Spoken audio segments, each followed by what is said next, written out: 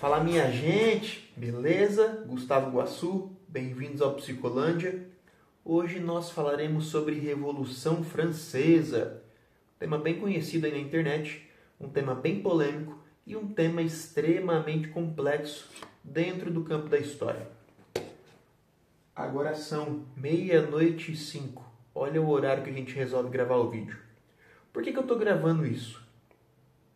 E por que meia-noite?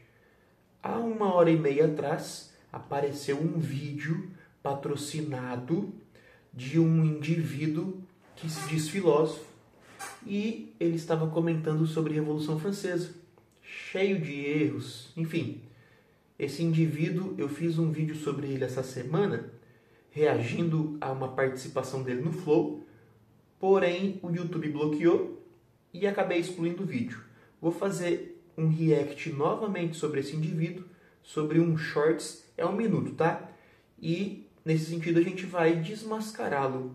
E esse vídeo está dentro de um contexto de como que alguém que tem uma linguagem, uma retórica, isso é, fala bem, consegue encantar pessoas a partir de mentiras e distorções da história.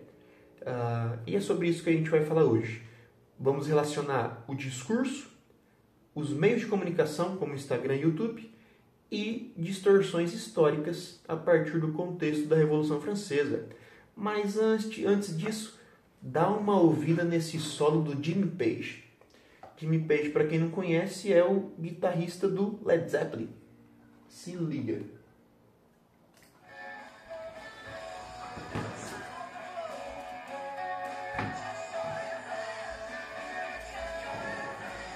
Vou até mostrar ele aqui, ó. Tomara que não dê direitos autorais do LED, né?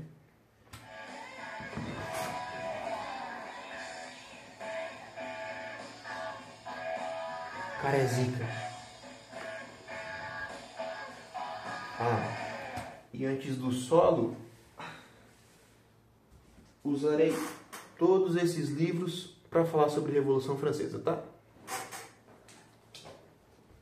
O papo aqui é sério. Se liga. Um dos melhores.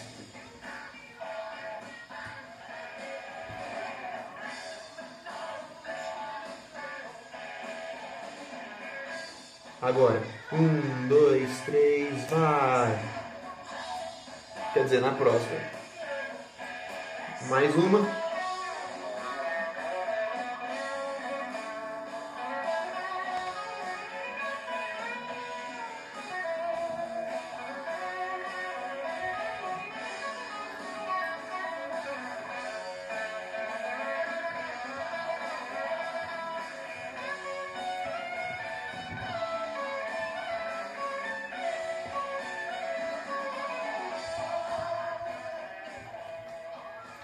Fantástico. Deixa eu guardar aqui esse quadrinho. Vamos lá agora, minha gente. Bom, você viu que tem a guitarra aqui. Qualquer dia vou fazer um som para vocês. O que eu vou fazer primeiro? Primeiramente eu vou mostrar o vídeo do indivíduo. Depois eu vou começar a discutir sobre a Revolução Francesa. E vou voltar no vídeo dele e apontando os erros e distorções que ele fez. Deixa eu só entrar num site aqui que chama Google Arts, calma lá.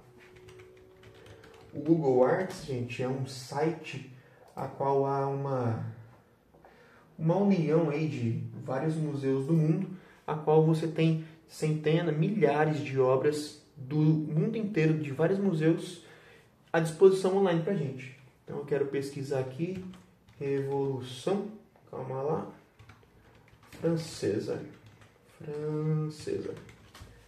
Só sobre a Revolução Francesa você tem 80 itens por aqui e algumas imagens abaixo, vamos ver. Não tem muita coisa não. Eu quero achar essa imagem, isso. E eu quero achar mais uma, pera lá. Deixa eu ir no Google Arts novamente. Como eu sempre digo, os vídeos do Psicolândia são densos, são longos. Então você precisa ter uma paciência aí. Pega o seu caderninho, vamos estudar. Pera lá, deixa eu pegar aqui. Luís 14, o Rei Sol. Vamos fazer uma relação. Calma lá. Vamos ver se tem a imagem dele. Tem que ter, né? Cara, a internet meia-noite era pra tá boa. Olha aí, internet ruim da gota. Ah, beleza. O nome do indivíduo que nós vamos reagir é Guilherme Freire. Eu acho interessante reagir a esse indivíduo porque ele tem um grande alcance na internet. Ele tem aí 400 mil seguidores no Instagram. Deixa eu cronometrar para não ficar muito tarde. Tomara que a Bruna não acorde e taca as panelas em mim. E ele tem 400 mil seguidores, o alcance dele é grande. E quando ele traz uma ideia falsa sobre a história, seja sobre descobrimento do Brasil, sobre a Revolução Francesa, porque ele se diz filósofo e quer falar sobre um monte de coisa, e em grande medida fala bobagem, e não é uma crítica a ele, tá, gente? É uma crítica ao que ele diz como conteúdo. Agora, se é por ignorância ou por desonestidade, aí eu não sei.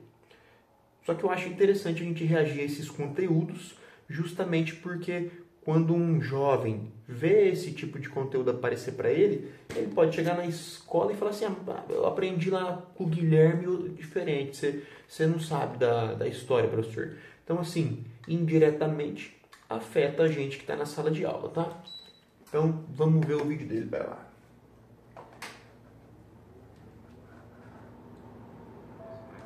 Beleza, calma lá, deixa eu aumentar o vídeo. Se liga, deixa eu... Mais fácil eu trazer o PC para frente.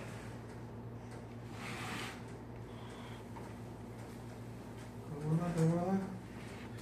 Será que vai dar bom? Vamos lá.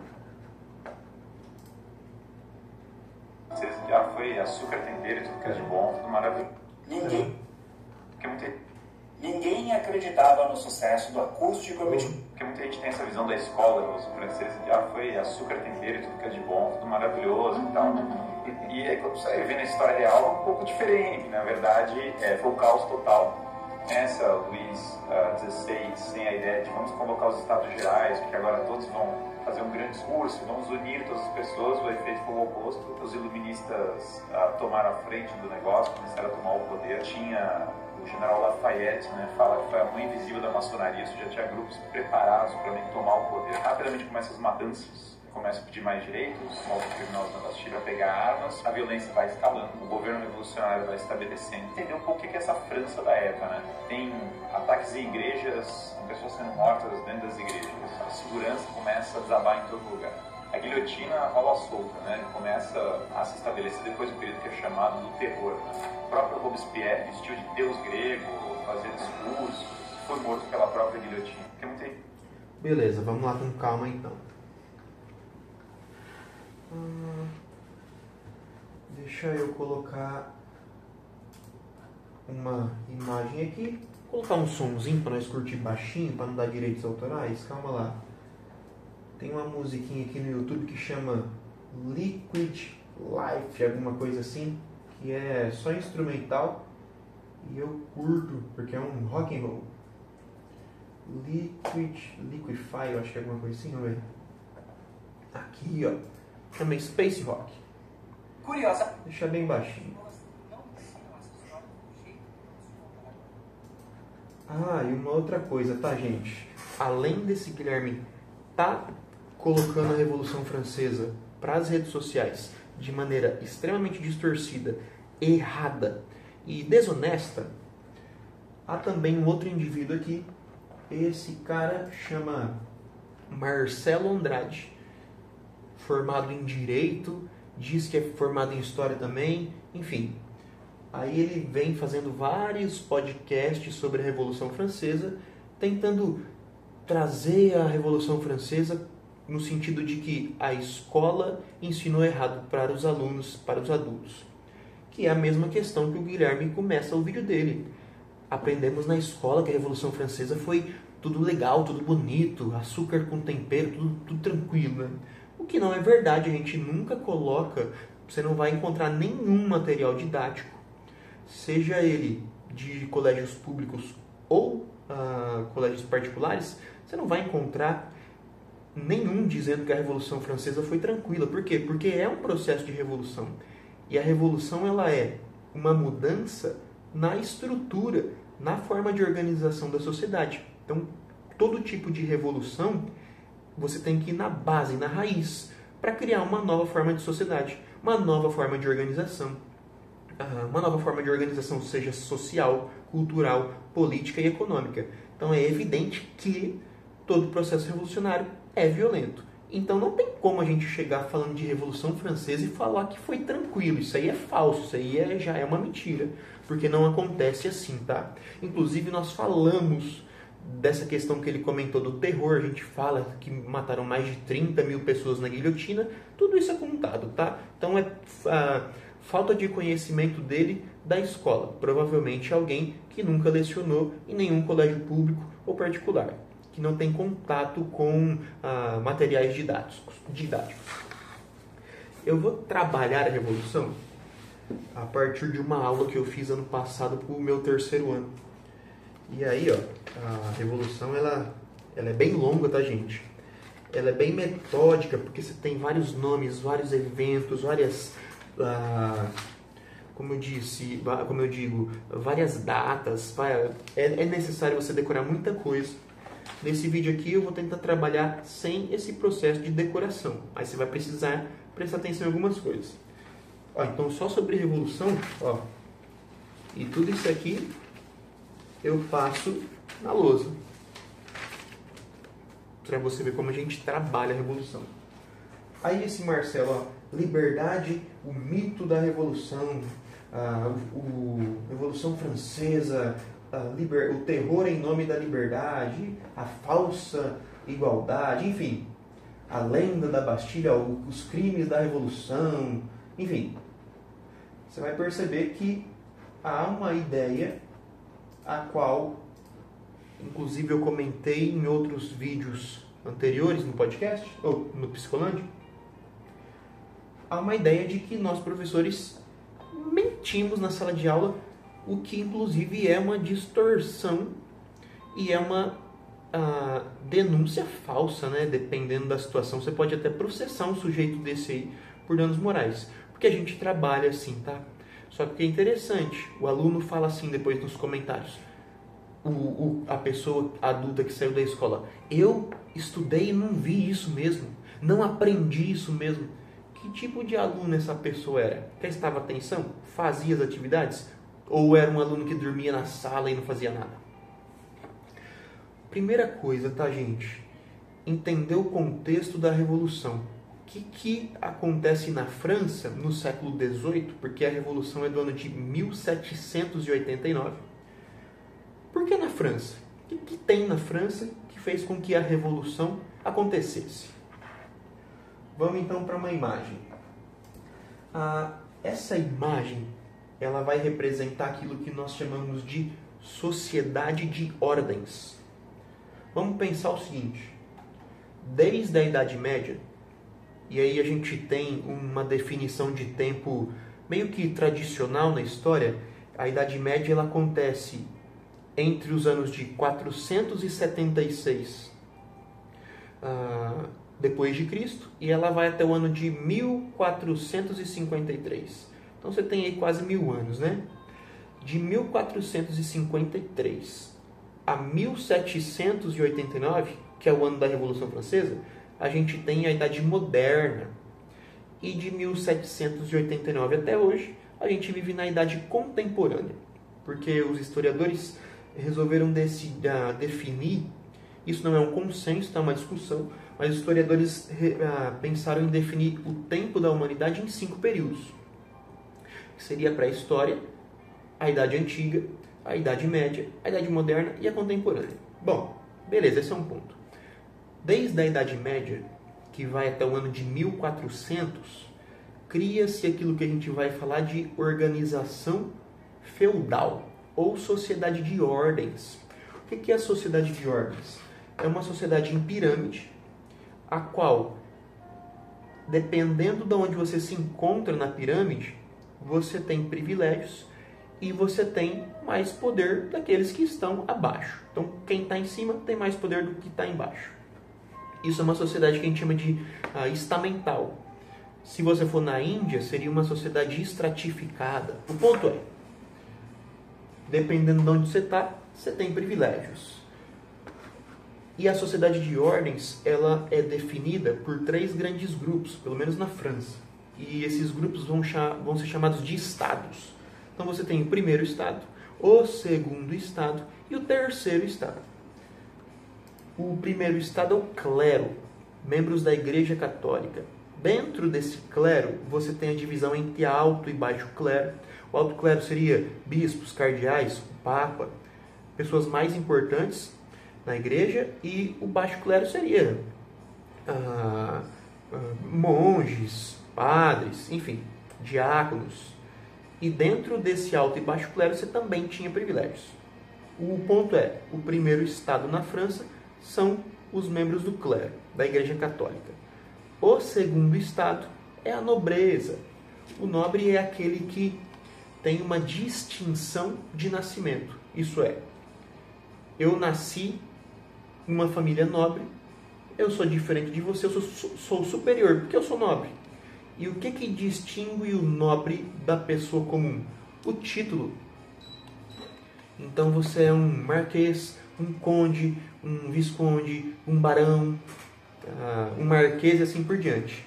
O título de nobre, ele é dado por nascimento. Então se você for, sei lá, um conde, seu pai foi conde, seu avô foi conde, você vai ser conde, seu filho vai ser conde. Esse título ele é hereditário, passa de pai para filho, e esse título ele é de nascimento. Então você nasceu nobre. E o terceiro estado na França, ele é composto por camponeses, comerciantes, artesãos e a burguesia, que é um grupo que consegue uma ascensão econômica, tem dinheiro, só que não tem poder político, ele tem poder econômico. Então a burguesia se diferencia dentro do terceiro estado justamente por causa do poder econômico. Beleza, essa é a forma de organização da França. E qual que é o discurso para você criar essa forma de sociedade? Vê na imagem aqui. Você tem, vamos lá, esse indivíduo, ele é o membro do clero. A gente consegue perceber pela roupagem, cabelinho típico de nobres. O do meio usa um escudo e um capacete de guerreiro, é a nobreza, porque todo nobre é guerreiro. Mas não quer dizer que todo nobre é rico, tá, gente? Tem nobres que são extremamente pobres, mas ele tem um título. Então o título faz você se diferenciar das pessoas comuns. E aí você tem privilégio de terra, isenção de impostos. E você tem o camponês, que ele é representado aqui pela pá. Tomara que vocês consigam estar vendo essa imagem. E aí que tá. Dependendo onde você nascer, você vai morrer. Então, se você é um camponês, você vai morrer camponês. Seu filho vai ser camponês também, porque o seu pai foi camponês também. Então, não há mobilidade, você não consegue trocar de grupos. Na verdade, até consegue, tá? Mas é bem difícil. Por exemplo, um burguês pode comprar um título de nobreza com dinheiro, porque o século XVIII, na França, 1789, vai acontecer a Revolução, o século XVIII é um século que a moeda está substituindo a terra como forma de riqueza, porque em toda a Idade Média, o que é riqueza? É a terra. Se você tem terra, você produz alimento, você seria uma pessoa rica. A partir do século XVIII, XIX, é a moeda que começa a desenvolver a ideia de riqueza. Enfim, o burguês do terceiro estado tem dinheiro e, dependendo de quem, ele pode comprar um título de nobreza. O nobre pode ganhar cargos dentro da igreja, os cargos eclesiásticos. Só que aí que tá. O clero cuida da salvação da alma. Então a igreja, ela é uma intermediária entre pessoa comum e Deus. Então, se você quer falar com Deus, você tem que falar com a igreja. Você tem que ir na igreja rezar, a igreja leva a sua necessidade por Deus. Então, a igreja, ela não pode guerrear os membros da igreja. Eles não vão fazer guerra, né? E nem também trabalhar. Apesar que muitos monges trabalhavam dentro do contexto da ociosidade, tá, gente? Existia grupos de monges que eram ascetas. O que é o asceta? Ele se isola. Geralmente ele vai para um mosteiro e fica lá. Aí ele trabalha, plantações ali no mosteiro, enfim. Então, o clero cuida da salvação da alma, da questão espiritual.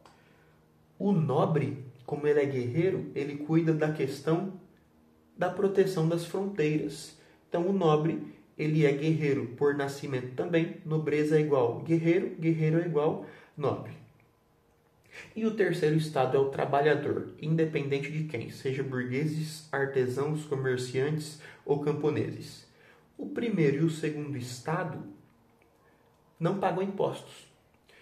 Podem cobrar impostos dos trabalhadores e eles têm também direito à terra, participam do governo, podem influenciar nas leis. E o rei faz parte da nobreza, da realeza. Beleza, essa é a forma de organização da França.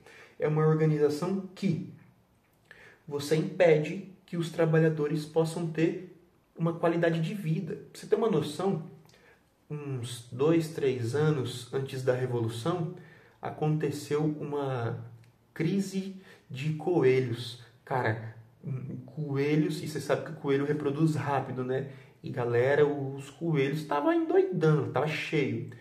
E o coelho, ele faz parte do campo da caça. E quem que pode caçar? O guerreiro, o nobre. Por quê?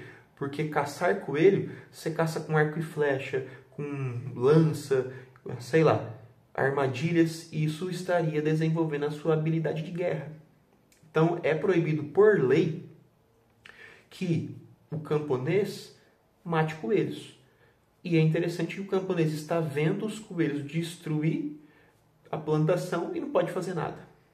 E aí que está, essa sociedade estamental de pirâmide, ela se torna, primeiro, ela se organiza e se legitima por argumento divino. Então, bispos, padres, papas, sei lá, vão durante séculos argumentar que para a sociedade se desenvolver é preciso cada um fazer a sua questão. Então você tem os oratóri, os que oram, os belatóri, os que guerreiam, e os laboratóri, os que trabalham.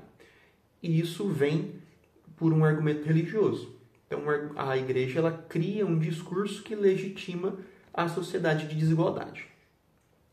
E essa sociedade se torna um estamento jurídico. Ela é estabelecida depois por lei. E aí que tal? O que acontece na Revolução Francesa? A Revolução Francesa, deixa eu entrar no meu slide agora. Deixa eu ver quanto tempo eu estou falando. 17 minutos já. Opa! O que acontece na Revolução? O objetivo dessa aula é o seguinte: compreender o contexto histórico da Revolução e analisar alguns conceitos e símbolos dela. Então você tem aqui uma pintura do Hyacinthe Rigaud, em 1695, que é um retrato, deixa eu dar um zoom, de Pierre Cardin-Lebré e seu filho Cardin-Lebré no Parlamento de Provença, na França. Esses são os nobres, tá, gente? Usam roupas extremamente elegantes, exageradas. Tem instrução e, por exemplo, no caso aqui, o livro mostrando essa instrução. As vestes apresentam a riqueza. Aqui você tem uma pintura de um rei francês chamado Luís XV, o Bem-Amado. Ele governou de 1710 a 1774. Governou, nasceu e morreu nessa época. E ele diz antes de morrer: depois de mim, o dilúvio. Minha gente, eu vou parar aqui na parte 1, vou fazer por partes, tá? Para não ficar muito cansativo. O cachorro tá latindo um monte, vou ali ver o que é. Então, se você gostou dessa primeira parte, curte o vídeo, comenta, assina o sininho, clica no sininho de notificação, faz um comentário aí pra gente. É nóis.